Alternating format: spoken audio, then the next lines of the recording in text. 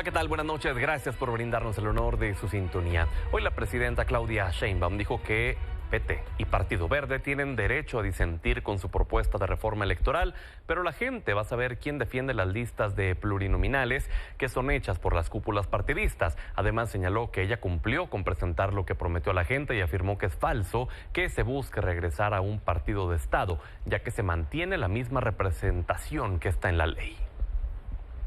Ellos tienen derecho a no estar de acuerdo. No vamos a entrar a una negociación para regresar a las listas. La presidenta está cumpliendo con un mandato que me comprometí durante mi campaña. Que no haya listas de pluris y que disminuya el costo de las elecciones y los partidos políticos. Si no lo aprueban, pues es porque quieren seguir manteniendo sus listas. Pero la gente va a reconocer pues que no fui a negociar cualquier cosa con el afán de tener una reforma electoral. La presidenta también dijo que probablemente mande la iniciativa a la Cámara de Diputados, en donde el presidente de la Junta de Coordinación Política y líder de Morena, Ricardo Monreal, afirmó que no habrá fast track. Aquí la vamos a recibir, vamos a procesarla, vamos a abrir el espacio para la discusión plural de todos los partidos, sin excepción y sin exclusión, sin actuar fast track, sin vía rápida, sin acelere legislativo, dándole el tiempo a la reflexión y a la discusión racional y seria de esta iniciativa. Y luego de la aprobación de la reducción de la jornada laboral en el Congreso de la Unión, la presidenta señaló que la reforma fue resultado del consenso entre todos los sectores. Dijo que está abierta la posibilidad de que se contemplen 2 días de descanso para los trabajadores, aunque señaló que la reducción también podría aplicarse de otras formas. Que insisto que fue una reforma de consenso, porque ayer estaba leyendo que ya no sé quién no estaba de acuerdo, que va a ser muy costoso, que es algo que es muy paulatino. Este año se mantiene como está, el siguiente año son 2 horas también que decían que no se estaba considerando 2 días de descanso. Sí pueden ser 2 días de descanso, pero pueden ser también otra distribución de las 40 horas y de las horas extras que también están reguladas.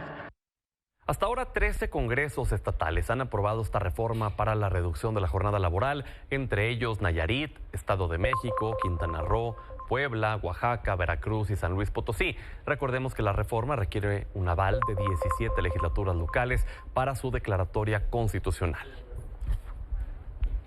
En otro tema, hoy los ministros de la Suprema Corte llevaron a cabo su primera sesión pública en territorio, trasladando el pleno a Tenejapa, Chiapas. Uno de los asuntos abordados fue la sentencia que ordena al Congreso local reconocer que las comunidades indígenas pueden autogobernarse y contar con recursos propios, además de que los ministros señalaron la importancia de los pueblos originarios y visibilizar sus derechos.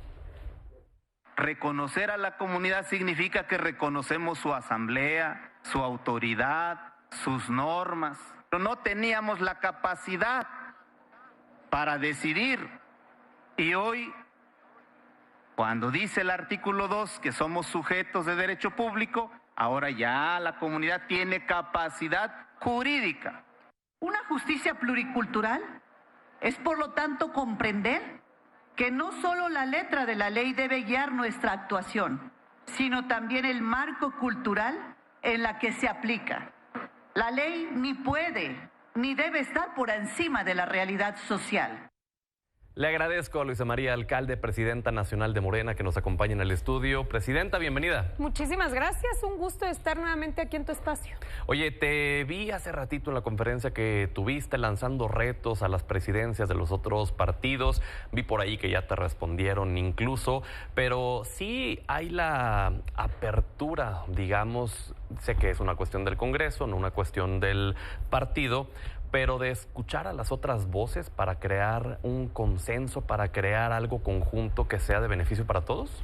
No, a ver, siempre ha habido apertura, llevamos meses en esta discusión, ha habido muchísimos foros, he escuchado sociedad civil, muchísima gente que ha participado, pero algo que tenemos que reconocer, y era lo que planteamos en la mañana, es que hay una exigencia del pueblo de México, no de hoy, de tiempo atrás, respecto a ciertos temas. Uno, por ejemplo, tiene que ver los famosos plurinominales. La gente no está de acuerdo en que sean las cúpulas partidistas a través de contentillo y dedazo que determinen quiénes llegan a ser pluris. Gente que no recibe votos, gente que no hace campaña, que jamás se asolea y que simplemente por ser parte de una cúpula de partido, pues entonces siempre queda bien acomodado en las listas plurinominales.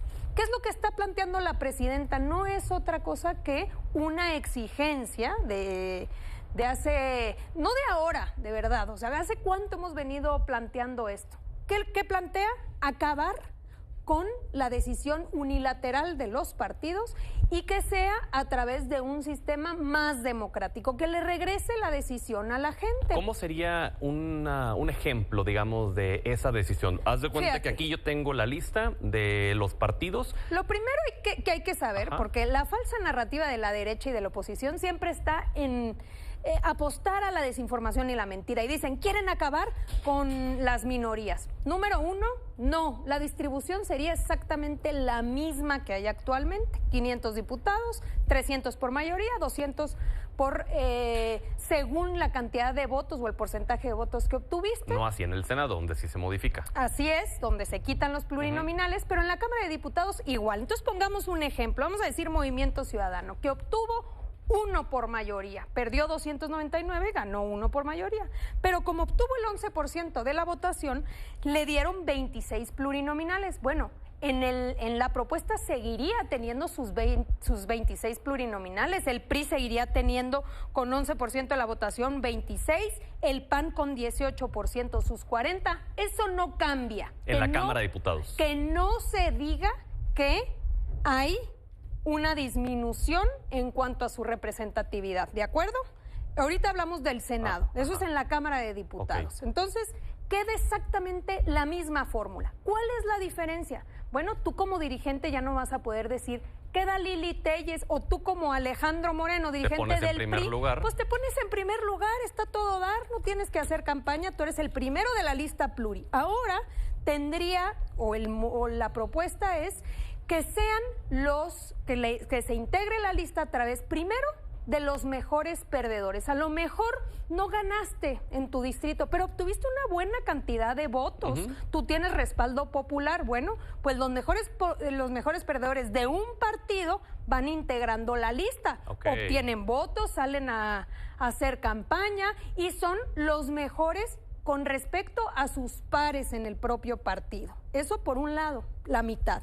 La otra mitad se elegiría a través de una boleta donde la gente, cuando acuda a votar, si tú vas a votar por Morena, bueno, pues vas a votar por un hombre y una mujer. Haz de cuenta que estos fueran nombres de políticos. Y vamos a decir es el que de tú Morena. vas a votar por Morena. Entonces en la boleta vas a tener, como hoy tienes, ¿no? Hoy conoces tú que en realidad si volteas la boleta hay listas. Hoy la gente casi no voltea la boleta porque no tiene sentido. ¿Por qué? Pues porque no importa quién sea, ya lo definió el lugar, el 1, el 2, el 3, ya lo definieron los partidos. Entonces vas a votar por un hombre y una mujer. Los más votados van a ser los que integran las listas de representación proporcional. Entonces se acabó con el dedazo. Número 2, también es una exigencia popular que dejemos de ser uno de los países en el mundo que más cuestan las elecciones, la cantidad de recursos que se dan a los partidos políticos, duplicidad de funciones,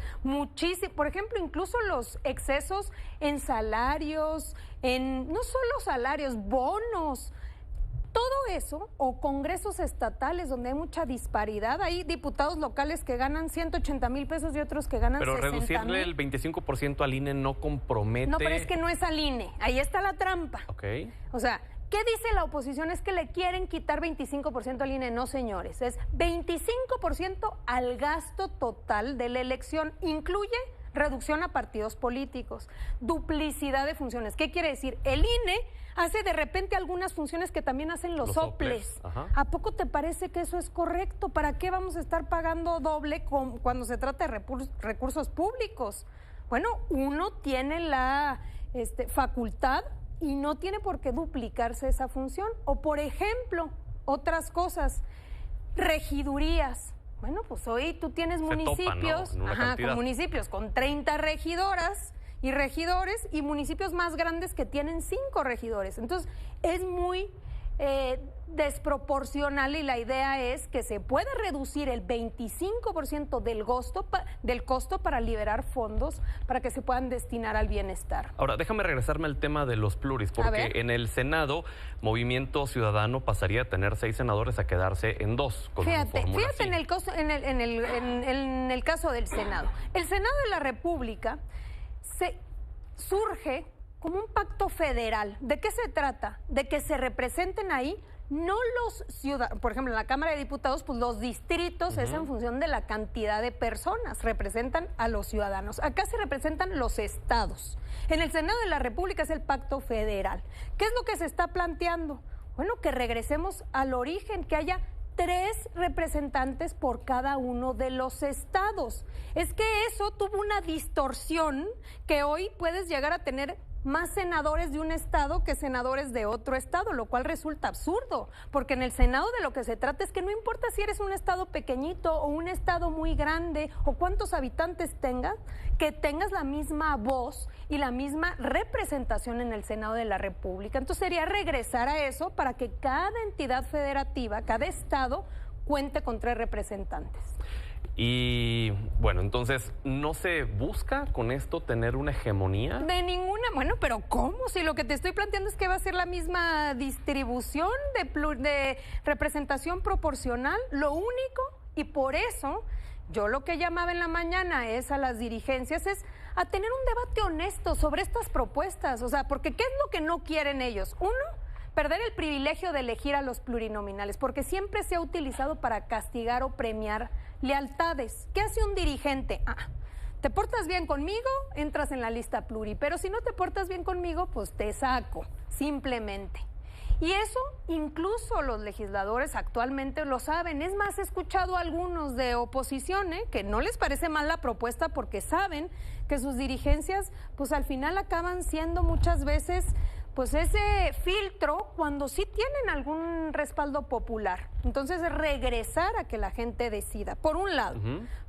Número 2, reducción del 25%. Número 3, mayor fiscalización. Que haya mayor fiscalización de los recursos para evitar todo lo que tiene que ver con recursos ilegales. Regulación porque ahí está. De bots con inteligencia artificial. Pero también, hablando de los recursos públicos, de las campañas, del dinero en efectivo, prohibir el dinero en efectivo, obligar a toda la bancarización y que el INE tenga mayores facultades para poder tener coordinación con la UIF, con los organismos de seguridad y que tenga mayor información para detectar posibles irregularidades, incluso prohibir que haya transferencias del extranjero. Oye, después de que sacaste tu video, bueno, tu conferencia... Una más, sí. No, una más que decías es lo de la inteligencia artificial, nomás que eso tampoco no se nos olvide. También habla del tema de la inteligencia artificial y establece... Ahí va otra vez la oposición a decir que es que quieren limitar la libertad de expresión. No, señores, de lo que se trata es de que no engañes. Claro. Que haya un cintillo que diga, si se trata de inteligencia artificial, ¿qué es inteligencia artificial? Oye, Jorge Romero te respondió y dijo, sí, le entramos a que sea la gente quien elija de las listas. ¡Qué bueno! Pero me da gusto. Dijo, y le proponemos a Morena que tome como parte central de la propuesta el que se anulen las elecciones en caso de comprobarse que haya injerencia del crimen organizado a través de financiamiento. Claro, hoy tendrían que anularse, eso está establecido en la propia ley. La autoridad electoral, claro, que de identificar que hay recursos ilícitos, tiene hoy la obligación, te lo digo, de echar abajo una elección. Hoy ya tiene esas facultades los institutos electorales. O sea, es el engaño absoluto. Agregó que desaparezca el partido que sea financiado por el narcotráfico. Por supuesto, bueno, ya sería el colmo. O sea, aquí el tema es que él quiere desviar, porque no le quiere entrar a los temas de fondo. Entonces, es evidente, en nuestro movimiento y en este país no existe la impunidad. Y él lo que trata es hacer creer que hay una alianza. La única alianza del crimen organizado con el gobierno que ha habido es en los gobiernos panistas, con Felipe Calderón. Entonces, que no se nos olvide que hoy García Luna está preso por tener nexos con el crimen organizado. Entonces, trata de aparentar que esa es la problemática. Pero no terminarán necesitando... Por supuesto que sí. El INE hoy, si hay uso de recursos ilícitos, tiene que echar abajo las elecciones. Claro, y claro que tiene facultades incluso de irse contra un partido político. Pero no terminarán necesitando esos votos del PAN en caso de que el PT o el Verde no quieran apoyar la reforma. Bueno, pues es un llamado a todos. Yo creo que el partido político que respalde esta iniciativa se va a legitimar, porque es una exigencia de la gente y la gente está muy consciente y está, de verdad te lo digo, muy atenta a lo que está sucediendo. Entonces, claro que va, creo yo, a respaldar, a premiar electoralmente a aquellos partidos políticos que respalden la propuesta. Aquí la decisión es, las cúpulas de los partidos y los dirigentes de los partidos están o no dispuestos a acabar con sus privilegios, ya no decidir las listas, no obtener tantos recursos para sus partidos, que se les fiscalicen más los recursos que reciben. Esa es la gran pregunta. Incluyendo al PT y al Verde. Todos los partidos. Y vamos a esperar a ver cuál es la definición de nuestros partidos aliados. Nosotros esperamos que acompañen la propuesta de la presidenta. ¿Qué es lo que tiene trabado el que no den el consenso? No, es que no tiene trabado nada. La propuesta se va a hacer el lunes, o sea, no hay ninguna traba. El lunes se va a hacer la propuesta, el documento lo manda la presidenta, entiendo ya dijo hoy a la Cámara de Diputados, y a partir de ahí se tiene que dar esta discusión. ¿Qué no podríamos nosotros negociar? Por ejemplo, ¿dónde no hay espacio? Bueno, pues obviamente no podemos regresar a las listas. Los que estamos planteando es regresarle el poder a la gente. Oye, ¿y si el PT y el Verde no van, pierden poder de negociación de cara al 27? No nos adelantemos, vamos a ver qué sucede más adelante, la próxima semana. Yo espero que acompañen la propuesta de la presidenta. ¿Y repetirías lo que dijo la presidenta, que el pueblo juzgará? Y claro, el pueblo siempre va a juzgar, y el pueblo manda, y el pueblo está muy atento a lo que se está discutiendo. Presidenta, gracias por haber estado con nosotros. Al contrario, muchísimas gracias a ti.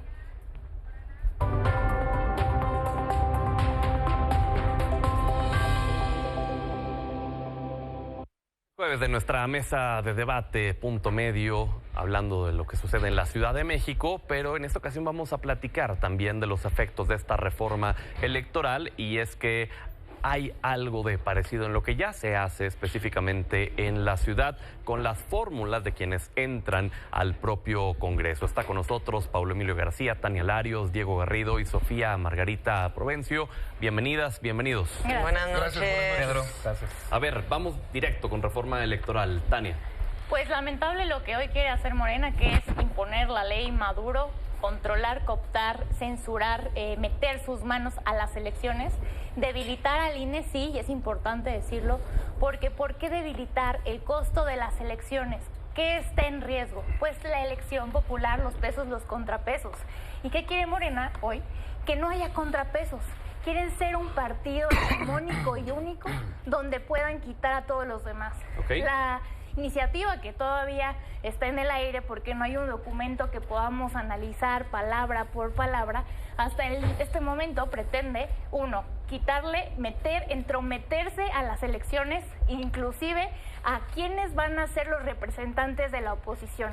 Sabemos, para nadie es un engaño, que son el partido del acordeón, Muy bien. Así violaron las elecciones, y lo que quieren ellos es, con un acordeón, meter a sus militantes a elegir a quienes de la oposición sí quieren.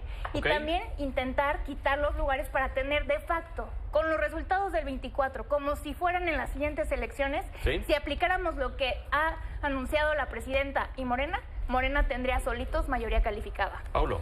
A ver, perseguimos la idea radical de que la gente sepa por quién está votando las elecciones. Hoy los representantes pluris se eligen casi en la clandestinidad. Esta es una boleta de la elección de 2021. ¿Cómo se eligen los pluris? En la parte de atrás de la boleta, en estas letras chiquititas, casi que los saborizantes de los refrescos se ven más grande que lo que hoy se escogen a los pluris. Entonces, ¿qué es lo que queremos? Que la gente tenga la oportunidad de saber quiénes son quienes están proponiendo los partidos. Y ojo, muy importante, ¿por qué no le gusta ni a Lito, ni a las dirigencias, ni a Jorge Romero, ni a las dirigencias aquí presentes esta reforma? Porque les va a quitar el control de decidir quién tiene seguro entrar al Congreso. Con este modelo, en la Cámara de Diputados, cualquier persona va a poder decidir, yo quiero que tal candidato, hombre y mujer, llegue al Congreso. Diego. Una reforma que nadie está pidiendo, que solamente sale del seno del poder del gobierno. Ellos son los redactores, cosa que no pasaba desde los 70. Siempre habían emanado reformas electorales de la oposición. Son ellos los que quieren más poder. El poder quiere más poder, disminuir al árbitro, disminuir la oposición, anular la pluralidad, darle el último clavo al ataúd de la democracia, y es simple y sencillamente todo el escenario de nuestro sistema democrático, ya destruirlo ahora con un cinismo total. No, ni siquiera hay una redacción puntual de cuál es la iniciativa, sino un PowerPoint que, por cierto, no habla ni una sola cosa sobre la narcopolítica. Y por eso desde Acción Nacional decimos en qué mal momento. Este domingo vimos 250 narcobloqueos. Viene un presidente de Tequila, Jalisco, atrapado por ser narcofuncionario, narcogobernante. Y nosotros decimos, tenemos que extirpar a la narcopolítica de nuestro sistema electoral. No hay una sola mención sobre el tema de que se anule la elección, si hay intervención de dinero al crimen organizado. No hay una sola intervención. Se lo pregunté ahorita a Luisa María Alcalde, dijo que eso ya está previsto en la ley. No está, por eso nosotros lo hacemos que expresamente se diga, si hay intervención del crimen organizado, se anule la elección. Si hay un dirigente que postula a narcopolíticos, que se le finquen responsabilidades penales. Y por supuesto que se anule el registro de un partido político, el narcogobierno y Morenarco defendiendo a los suyos. No los quieren tocar en esta reforma. Es lo más importante que necesitamos nosotros para entrarle de fondo a esta reforma. No, por supuesto, con lo que están planteando, un retroceso de 45 años, anular el PREP, que el INE te baje la información, porque a sabiendas del INE controlado por ellos van a decir si es verdad o no lo que tú estás publicando en redes sociales. Es realmente un retroceso democrático que no podemos avalar, cuando lo más importante es extirpar a la narcopolítica de este sistema electoral. A ver, yo creo que es innegable que una reforma electoral que viene desde el poder, por lo menos, es sospechosa, ¿no? Y yo creo que aquí a mí nos demuestra, de menos el Movimiento Ciudadano, que Morena parece no tener lo que presume tener. ¿A qué me refiero? Están adecuando la cancha a lo que a ellos les conviene. Entonces, en este momento hablan de reducir el presupuesto, por supuesto, porque su equipo ya se gastó 10,000 millones de pesos en llegar al poder, ¿no? Es como si los Dodgers ahorita se pusieran a hablar de reducir los costos en el béisbol, ¿no? Al mismo tiempo le quieren quitar al árbitro cierto control con la reducción de presupuesto, que medio acomodan de un lado, pero acomodan del otro, pero pues al final la línea por supuesto que le pega. Están tratando de reducir el tamaño del marcador. Quitar el PREP, literalmente, es en lugar de que todos podamos ver en tiempo real cómo va avanzando el juego, ¿no? Es bajar el marcador abajo de la mesa y generar una suerte como de, pues, digamos, impresión de oficialismo del resultado electoral, cuando ahí tendría que haber absoluta transparencia. Entonces, si hay una sensación para nosotros, y reitero cómo comencé, donde puede haber gestos dentro de la reforma que pudieran sí efectivamente mejorar ciertas cosas. Por ejemplo, para nosotros, que los plurinominales tengan que salir a la calle es un acierto, ¿no? Luego hablamos de qué pasa cuando los plurinominales, unos van a salir a la calle, pero otros van a estar en un acordeón que va a venir pero en la boleta, pero con unos nombres, pero elige una mujer, pero elige un hombre, porque ya vimos en la reforma judicial que sí son los maestros del acordeón, ¿no? Y ese acordeón va a permitir probablemente, hace rato decía Luisa María en esta mesa, que no va a haber dedazo, ¿no? Yo creo que sí va a haber dedazo, porque para llegar a esa lista de todas maneras alguien te va a tener que poner ahí, no más que pues va a haber dedazo con tantito azar y un montón de lana invertida en acordeones para que la gente sepa cómo votar. Tania. Mira, es un proceso donde una vez más Morena demuestra que lo que les incomoda es la democracia, es la pluralidad. Ya les incomodan inclusive sus aliados hoy. Desde muchas fuentes de Morena están atacando verdaderamente al Verde y al PT solamente por decir no.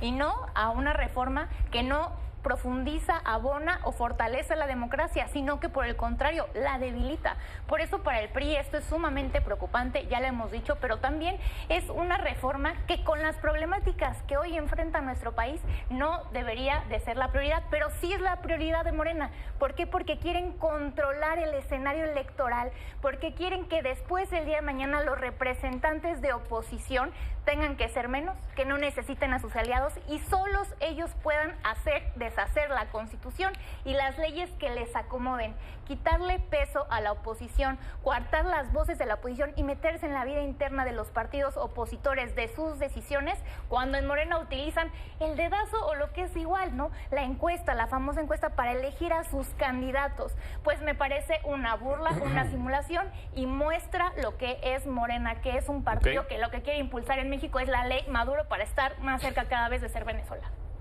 Claro que se acaba el dedazo. Quiero explicarle a la gente que nos escucha qué es lo que cambia. Hoy quien decide en tu boleta, que nos escucha, quién va primero y quién tiene seguro entrar al Congreso, es Alito, es Jorge Romero, es Maínez, por eso no quieren que se cambie eso. Ahora con la reforma, la gente va a poder decidir, ¿sabes qué? Incluso sus votantes. La gente va a decidir qué partido Incluso quiere. sus votantes. Yo le hablo a la militancia de base del PRI, del PAN, de MC. ¿Qué tal que dicen? A ver, yo soy priista, pero no me gusta Alito. ¿Por qué tiene que encabezar la lista Alito? Consejos internos, pues elijo a otro. Del mismo PRI incluso, que pueda ir realmente al Congreso.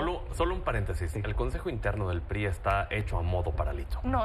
El Consejo Interno pueden votar a favor, pueden votar en contra. Toda la Inclusive gente que el queda Consejo de dentro del Elecciones de Consejo Morena. Interno del PRI es gente que ha sido cercana a Alito. No, necesariamente. Por algo ha extendido su presidencia y por algo se ha perpetuado en ese lugar. No, es una decisión democrática de los partidos políticos. A ver, yo no más quiero ¿Cómo llegas a esa parte de atrás de la boleta? Hoy es la boleta vigente. No, o sea, en el nuevo formato que están proponiendo. Eso es lo que va a venir en la reforma. Ajá, ¿y cómo llegas? El modelo es que hay una lista, que haya pues, 2 recuadros y que la gente pueda escoger. ¿Sabes qué? De este partido del PRI, a mí me gusta este hombre y esta mujer. ¿Y quién te pone en esa lista? De entrada va a lograr que la gente sepa por quién está votando. Pero tú, ¿quién vas a poner? Pero hoy saben por quién están votando. En la clandestinidad, en letras chiquitas. Ya, como les decía, o sea, una persona va a votar por 10 partidos políticos, va a elegir las listas de 10 partidos políticos. Eso es el modelo actual. O sea, lo que estás diciendo es que una persona va a voltear la lista y va a decir, de Morena yo voy a elegir a la plurimujer y al plurihombre, del Partido del Trabajo a este y a este. Eso es lo que quieren hacer con un acordeón, estilo lo que ya hicieron en la elección del Poder Judicial, que no fue una elección. Lo que estoy diciendo es que le vamos a quitar a Alito, a Jorge Romero y a Maínez el control. Mira, la gente tiene el control en la boleta. Se entrampan mucho, elegir. Esa no es la discusión. Los pluris, si son de lista B, la primera minoría, adelante. Reducción de financiamiento, adelante. Pues a ver, su voto esa no es la discusión, eso es el distractor de ellos. No están hablando de una segunda vuelta, no están hablando de eliminar la sobrerepresentación, como ellos con 50% de los votos tienen el 75% de las cámaras, como ese es fraude a la ley, cómo esos están dando diputados de más, senadores de más. Eso es lo que tenemos que hablar, no cómo van a eliminar a los plurinominales o cómo van a reducir la pluralidad que represente justamente la voluntad popular. Esto es lo que verdaderamente tendremos que estar hablando, urna electrónica.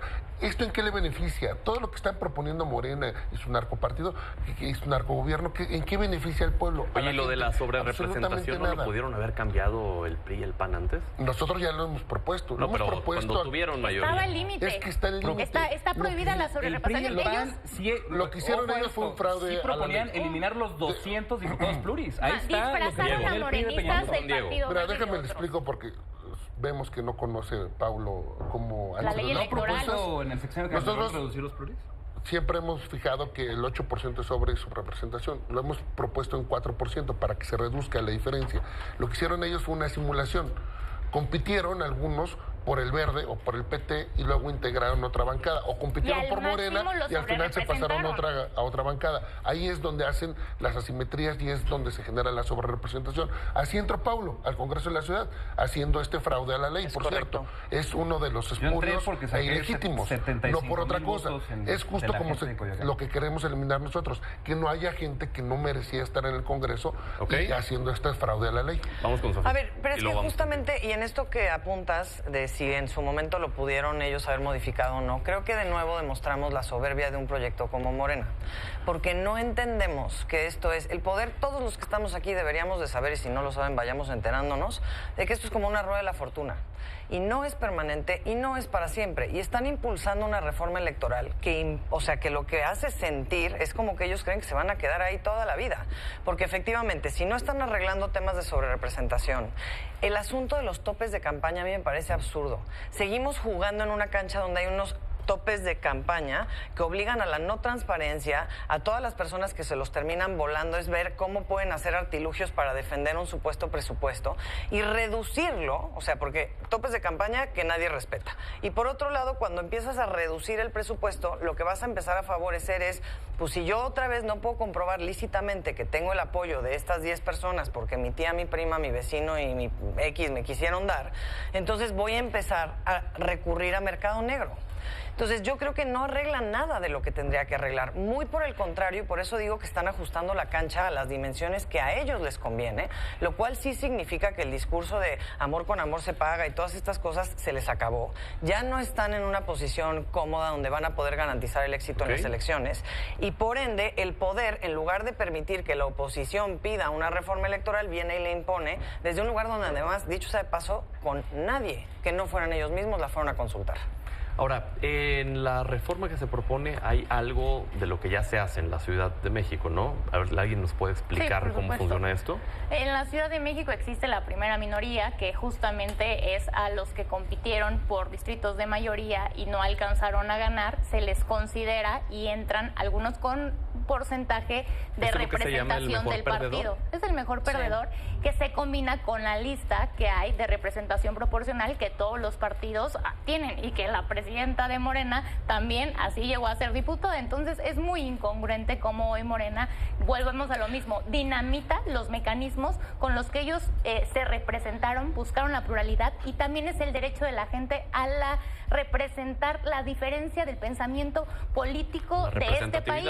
Y para decir, qué curioso es que los partidos sobrerepresentados es Morena, el Verde y el PT. Y los partidos subrepresentados al máximo es el PRI, el PAN y Movimiento Ciudadano. Esto es como quieren amañar, pero ahora lo grave es que esta reforma electoral está hecha para amañar las elecciones en sí. Quitar dinero para hacer las elecciones es poderlo manipular más desde el poder. Quitar el PREP es dejar en opacidad total los resultados de las elecciones y esto solo beneficia a Morena y destruye nuestra democracia. Ahora, yo nada más acotaría que la reforma no presenta el modelo de la Ciudad de México idéntico, ¿eh? O sea, no es igual. A ver, yo quiero... ¿Y qué cambias? Pero aquí sí hay lista. Y luego ya vamos contigo. O sea, aquí en la Ciudad de México tú entras por mayoría, o sea, te eligieron en la calle. Luego, el partido pone una lista. Y después vienen los mejores perdedores, digamos. Y alternas entre la lista que propone el partido y los mejores perdedores. Entonces, el que quiere ir a rifársela a territorio tiene todas las posibilidades de llegar por el repechaje y al mismo tiempo el partido tiene la capacidad de decidir de cuadros que tal vez no tienen ese talento territorial para que sí puedan llegar con otras causas al Congreso. ¿Paulo? A ver, quiero aclarar algunas cosas. Dicen, por ejemplo, el tema del costo. ¿Por qué queremos reducir el costo de la política en nuestro país? Esto es una información que no lo dice Morena, lo dice la BBC. Es un estudio de 2016.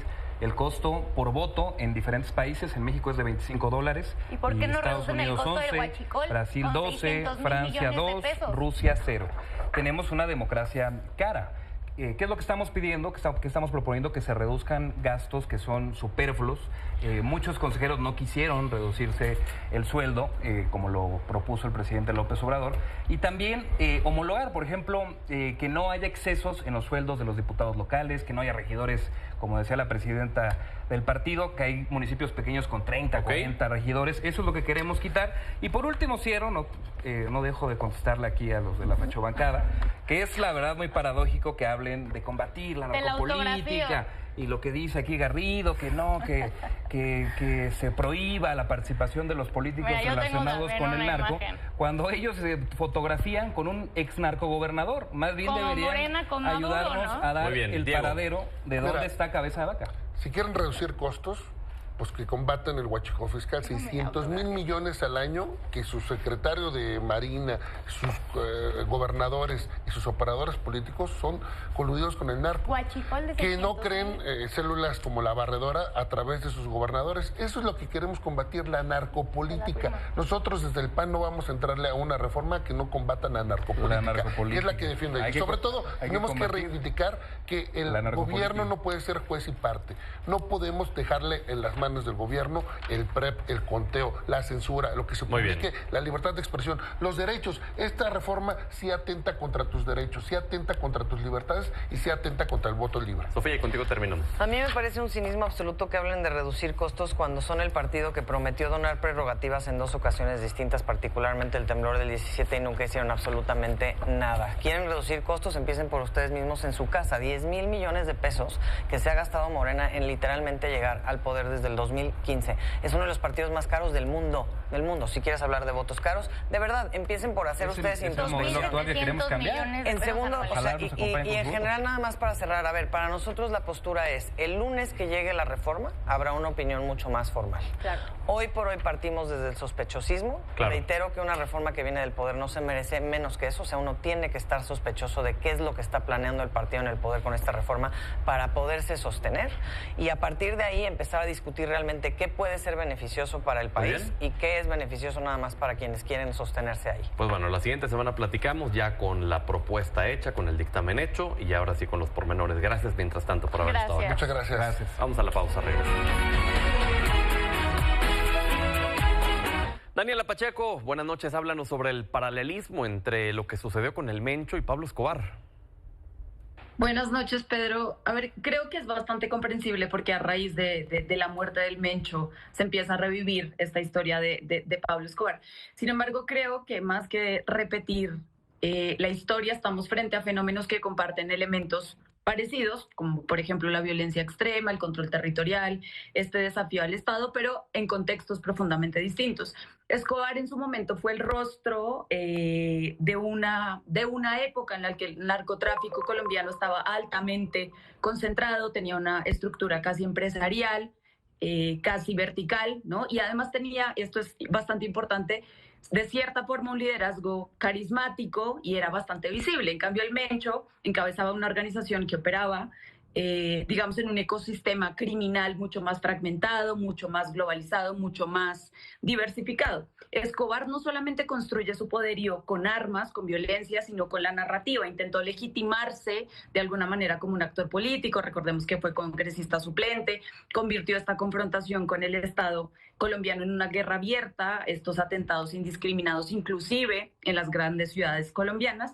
Y en esa época el narcotráfico tenía un componente casi insurgente, ¿no?, en su desafío frontal contra el Estado. Creo que a diferencia de eso, el Cártel Jalisco Nueva Generación con el Mencho no ha buscado una representación política formal, sin que eso signifique que no tenga conexiones con políticas y políticos del Estado mexicano. Pero su poder se ha basado en esa expansión territorial acelerada, una diversificación hacia otras economías ilícitas, como por ejemplo la trata de personas migrantes. Y creo que hay otra diferencia clave y es el contexto internacional. En los años 80, en el principio de los años 90, la política antidrogas estaba marcada por esta injerencia directa de los Estados Unidos en esta llamada guerra contra las drogas, un componente además fuertemente militar y centrado en la extradición. Recordemos esta famosa frase de Pablo Escobar que decía que prefería una tumba en Colombia que una cárcel en los Estados Unidos. Creo que ya con el Mencho, con el Cártel Jalisco Nueva Generación, la dinámica es bastante distinta, aunque de alguna manera persiste la cooperación bilateral o la mal llamada cooperación bilateral, pues el fenómeno es más complejo, una cadena de suministros globales, mercados sintéticos, flujos financieros transnacionales, es decir, una forma del crimen mucho más fina, si es que le queremos llamar así. Oye, y ya en otro tema, se está acusando a Noboa de presuntamente haber matado al ex candidato Villavicencio. Sí, y yo creo que aquí hay que hacernos una pregunta muy importante y es a quién benefició la muerte de Fernando Villavicencio. Creo que fue un punto de quiebre electoral, estábamos ahí en medio de una campaña, la candidata de la izquierda iba punteando las encuestas en su momento, Luisa González de la Revolución Ciudadana, y cuando asesinan a Fernando Villavicencio, que también era candidato presidencial, pues la narrativa cambia completamente. De hablar de planes económicos, de empleo, todo se centró no solamente en la acusación contra Luisa González o contra la Revolución Ciudadana de ser los autores intelectuales del crimen, sino que vimos una campaña volcada completamente hacia la seguridad, hacia el endurecimiento de medidas securitarias y ante este entorno de amenaza interna. Ahora que este narcotraficante, alias Pipo, que está preso en España por ser cabecilla de la banda Los Lobos, dice abiertamente que fue Daniel Noboa el que manda a asesinar al candidato Daniel Villavicencio, toda la línea de defensa del gobierno cambia, ¿no? En su momento, contra Luisa González no se necesitaron pruebas. Hasta el día de hoy el país, Ecuador, no conoce realmente quién mató a Fernando Villavicencio, a pesar de que se anunciaron investigaciones de la mano de los Estados Unidos para esclarecer cuanto antes el crimen. Y ahora sí, de alguna manera, desdeñan lo que dijo el narcotraficante porque está hablando directamente de Daniel Noboa. Pues bueno, con eso nos quedamos, Daniela. Muchísimas gracias. Te vemos la siguiente semana. Ahí nos vemos, Pedro. Pausa, volvemos. Gracias por habernos brindado el honor de su sintonía. Hasta mañana.